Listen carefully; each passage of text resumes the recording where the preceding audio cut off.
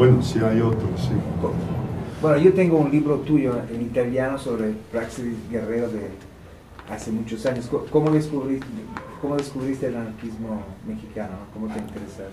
Bueno, cómo descubrí el anarquismo mexicano fue, en primer lugar, de una manera un poco superficial, porque yo era bibliotecario del Centro Internacional que había empezado junto con algunos otros compañeros, y entonces catalogando libros nos mandaron, porque nos mandamos cartas al movimiento internacional.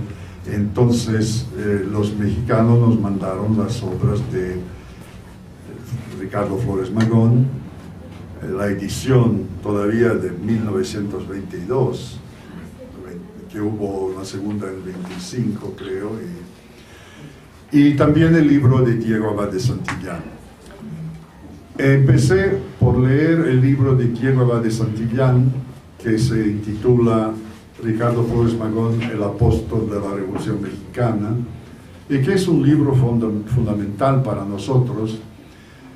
Y le invité a Diego Abad de Santillán, que vivía en Argentina, a ser miembro del Comité Internacional del SIDA, a donde había puesto personalidades de varios países conocidas por su vida de militante o por sus actividades, sus escritos académicos. No eran todos anarquistas los miembros del Comité Internacional, por lo contrario, pero para dar un sentido de objetividad científica al trabajo que estábamos haciendo.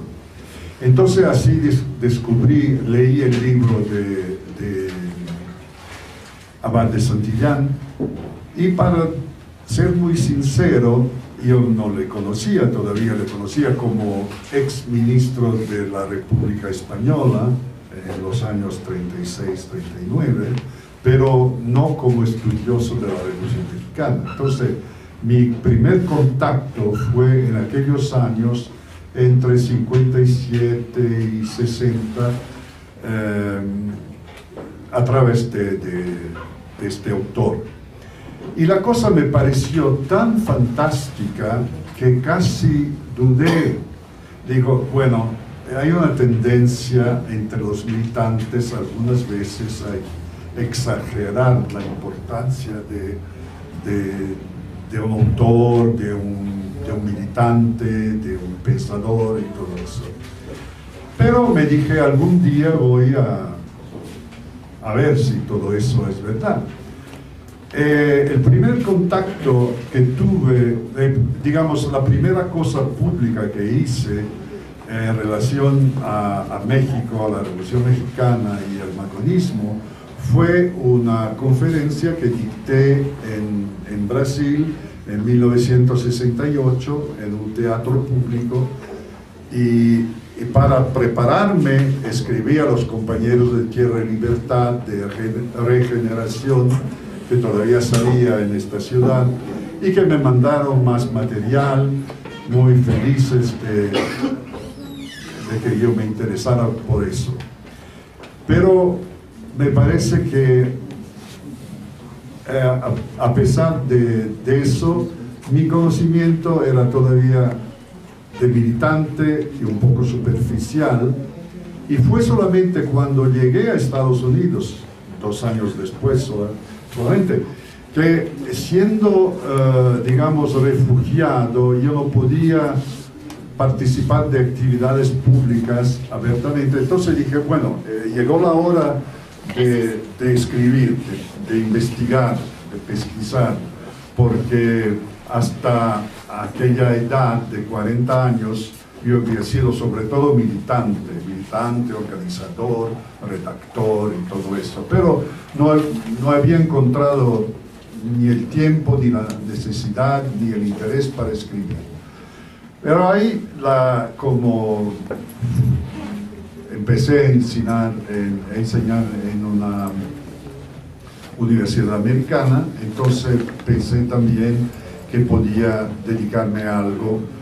Y eso fue el magonismo a través de la universidad. En este folleto del cual circulé algunas copias en italiano, es un resultado de la conferencia que hice en Brasil en 68, con más algunos elementos que había encontrado. Salió en Regeneración de esta ciudad en 1970. Entonces es el primer escrito, digamos. La primera conferencia fue en 68, el primer escrito en 70.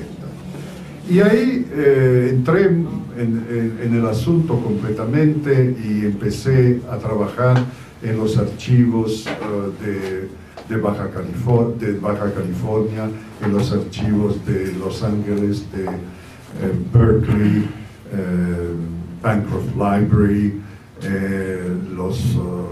los procesos de los magonistas que están en Laguna Niguel, fotocopié todo, estudié, y después de algunos artículos más, entonces escribí el libro que mandé manuscrito a Diego Abad de Santillán en Argentina, que se quedó entusiasmado porque él había dejado toda su documentación al Instituto de Historia Social, Internacional de Historia Social de Ámsterdam, y me escribió una introducción al libro sobre Guerrero, que yo había escrito en italiano y que salió en Sicilia el año después, en 76, el libro que tú mencionas. Pero antes, el año antes, cuando Diego Abad de Santillán escribió la introducción, él me dijo: quiero que se publique en español también. Y los compañeros de la editorial Proyección de Buenos Aires me escribieron para pedirme la autorización de traducir el libro, y claro que sí, y el libro iba a salir en Argentina, pero llegó la dictadura militar y no fue posible. El año después murió Franco, y Diego Abad de Santillán se fue a España y hizo una película con su hijo, ¿Por qué perdimos la guerra?, muy buena, muy interesante. Y también empezó una editorial, escribió una historia gráfica de México que salió en 2 volúmenes, sobre 5, no sé lo que aconteció con el manuscrito, porque él había escrito 5 volúmenes y solo publicaron 2, y no supe nunca por qué la editorial no existe más. Los libros se encuentran porque David Doyon encontró los 2 primeros volúmenes el otro día, esta semana mismo. Bueno, entonces cuando yo vine a México en 84, ¿sí?, al Distrito Federal, había otro grupo, y me alegro que aquí encuentro muchos jóvenes, casi exclusivamente jóvenes. En aquella época eran todos ancianos, y por eso se fueron todos, ¿no? Benjamín Cano Ruiz, Efrén Castrejón, ¿quién más? Carbó, etc. Bueno, se hizo una en España Santillán quería publicar la versión española y me dijo ¿a dónde está la traducción? Que él había dejado en Buenos Aires. Nunca se encontró la traducción. Entonces él dijo: bueno, vamos a hacer otra, y después murió, desafortunadamente. Y en México en 84 también empezaron la traducción, pero no estaba nada buena. Y la tercera vez que se hizo una traducción fue el año pasado, y encontré por primera vez mi traductor ayer en el coloquio, y se llama Tomás Serrano, no sé si lo conocen. es profesor de traducción en alguna universidad y la traducción que él hizo fue muy satisfactoria y el libro tenía que salir. Y cuando me hablaron de una sorpresa ayer, pensé, bueno, tal vez hayan sacado mi libro, pero no, la sorpresa fue diferente, fue otra. Entonces, bueno, no sé si contesté a tu pregunta.